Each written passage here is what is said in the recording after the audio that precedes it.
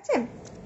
এই যে আইটেমটা দেখালাম, এগুলোর নিচের পোর্শনে যে ওয়্যারটা রয়েছে, এটা কি করছে, টোটাল তোমার কাপটাকে এইভাবে লিফট আপ করছে অ্যান্ড হোল্ড করে রাখছে। এগুলোর ক্ষেত্রে তোমরা এরকম টাইপসের শোল্ডার স্ট্র্যাপ পেয়ে যাচ্ছ।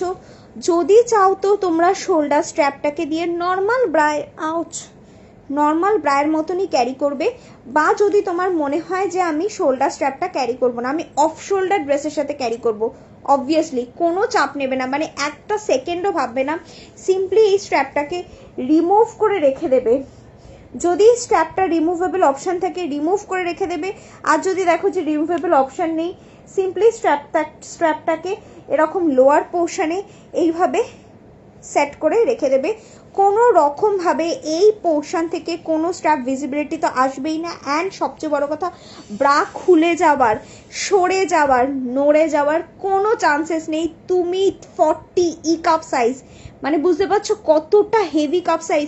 40 ই কাপ সাইজের ক্ষেত্রে ফার্স্ট যখন আমি মানে পুশ আপ ব্রা আমি আমার বিজনেসে যখন ফার্স্ট টাইম স্টার্ট করেছিলাম, দ্যাট টাইম আমি কনফিউজ ছিলাম যে 40E, 38E, 42D এই সমস্ত কাপ সাইজে অ্যাকচুয়ালিতে যাবে কিনা। আজকে আমার বিজনেস 8 বছর হয়ে গেছে, অনলাইন প্ল্যাটফর্মে প্রায় 4 বছর হয়ে গেছে।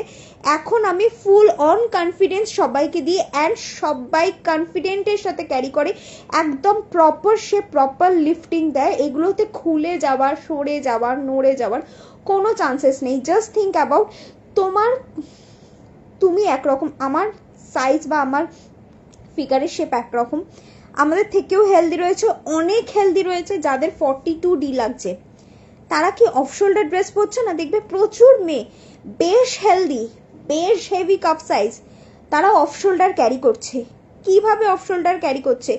এত হেভি কাপ সাইজ, যার যত হেভি কাপ সাইজ তত বেশি স্যাগি অ্যান্ড তত বেশি শেপলেস।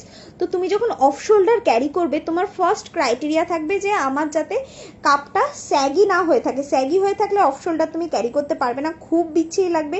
অ্যান্ড যদি তোমার কাপটা থেবড়ে থাকে, তুমি যদি